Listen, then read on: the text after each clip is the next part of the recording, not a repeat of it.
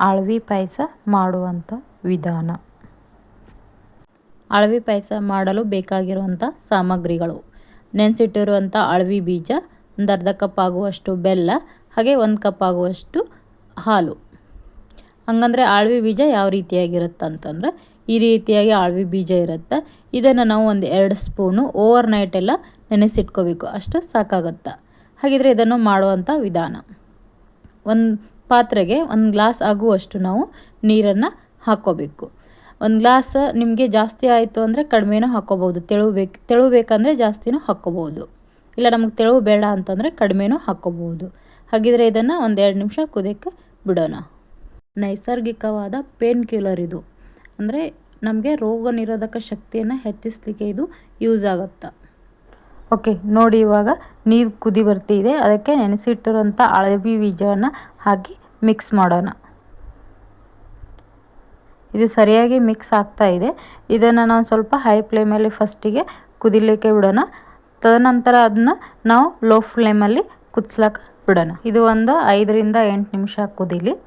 Okay, ಹಾಗಿದ್ರೆ ಇದು ಅಳವಿ ಬೀಜದ್ದು ಉಪಯೋಗ ಏನಂತಂದರೆ, ಇದು ನಮಗೆ ಬಾಣಂತಿ ಟೈಮ್ನಲ್ಲಿ ಜಾಸ್ತಿ ಕೊಡ್ತಾರೆ. ಉತ್ತರ ಕರ್ನಾಟಕ ಕಡೆ ಋತುಮತಿ ಆದ ಟೈಮ್ನಲ್ಲಿನೂ ಕೂಡ ಕೊಡ್ತಾರೆ. ಈ ಅಳವಿ ಬೀಜೊಳಗೆ ಹೆಚ್ಚಿಗೆ ನಾವು ವಿಟಮಿನ್ಸನ್ನು ನೋಡ್ಬೋದು. ಅಂದರೆ ವಿಟಮಿನ್ ಎ ಮತ್ತು ಇ ಇರುತ್ತೆ.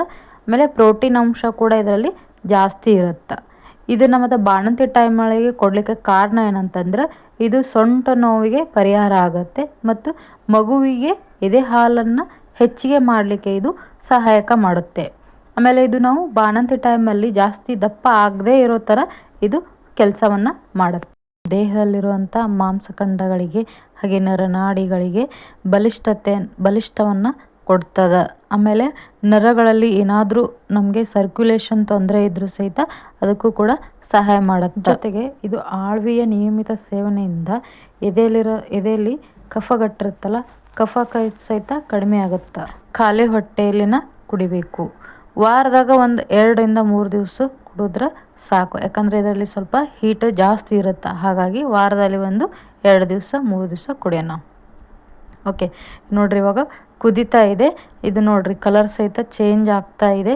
ಇದಕ್ಕೆ ನಾವು ಇವಾಗ ಬೆಲ್ಲವನ್ನು ಮಿಕ್ಸ್ ಮಾಡೋಣ. ನೋಡ್ರಿ, ಬೆಲ್ಲವನ್ನು ಹಾಕಿ ಅದನ್ನು ಸರಿಯಾಗಿ ಮಿಕ್ಸ್ ಮಾಡಿ ಮತ್ತೆ ಅದನ್ನು ಒಂದು 5 ನಿಮಿಷ ಅಥವಾ ಒಂದು 4 ನಿಮಿಷ ಕುದಿಯೋಕೆ ಬಿಡೋಣ. ಆವಾಗ ಅದು ಲೋಳೆ ಟೈಪ ಬರುತ್ತೆ. ಆವಾಗ ಲೋಳೆ ಟೈಪ್ ಬಂದಾಗ ಇದು ಕರೆಕ್ಟಾಗಿ ಪಾಯಸ ಕುದ್ದಿದೆ ಅಂತ ನಮ್ಗೆ ಅರ್ಥ ಆಗೋಕ್ಕೆ. ಹಾಗಿದ್ರೆ ಇದನ್ನು ಗ್ಯಾಸ್ ಆಫ್ ಮಾಡಿ ಕೆಳಗಡೆ ಇಟ್ಕೊಳ್ಳೋಣ. ಒಂದು 2 ನಿಮಿಷ ಆರಲಿಕ್ಕೆ ಬಿಡೋಣ. ಇವಾಗ ನಮ್ಗೆ ಎಷ್ಟು ಬೇಕೋ ಅಷ್ಟು ಹಾಲನ್ನು ಮಿಕ್ಸ್ ಮಾಡೋಣ. ಪಾಯಸ ಗ್ಯಾಸ್ ಮೇಲೆ ಇದ್ದಾಗ ಕುದಿತಾ ಇರುವಾಗಲೇ ಹಾಲನ್ನು ಹಾಕಿದ್ರೆ ಇದು ಒಡಿತದ.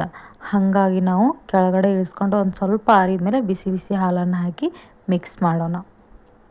ಈಗ ನೋಡಿ, ಯಾರಿಗೆಲ್ಲ ತುಪ್ಪ ಲೈಕ್ ಆಗುತ್ತಲ್ಲ, ನೀವು ತುಪ್ಪ ಕೂಡ ಹಾಕ್ಕೊಂಡು ತಿನ್ಬೋದು. ಇಲ್ಲ ನಮಗೆ ತುಪ್ಪ ಬೇಡ ಅಂತಂದರೆ ಸ್ಕಿಪ್ ಕೂಡ ಮಾಡ್ಬೋದು. ಹಾಗಿದ್ರೆ ಇವಾಗ ಪೂರ್ತಿಯಾಗಿ ಅಳವಿ ಪಾಯಸ ರೆಡಿಯಾಗಿದೆ. ಯಾರಿಗೆಲ್ಲ ಈ ಅಳವಿ ಪಾಯಸ ಲೈಕ್ ಆಗಿದೆಯಲ್ಲ, ದಯವಿಟ್ಟು ನನ್ನ ಚಾನಲ್ಗೆ ಲೈಕು, ಶೇರು, ಸಬ್ಸ್ಕ್ರೈಬ್ ಮಾಡಿ ಮತ್ತು ನನಗೆ ಸಪೋರ್ಟ್ ಮಾಡಿ. Thank you.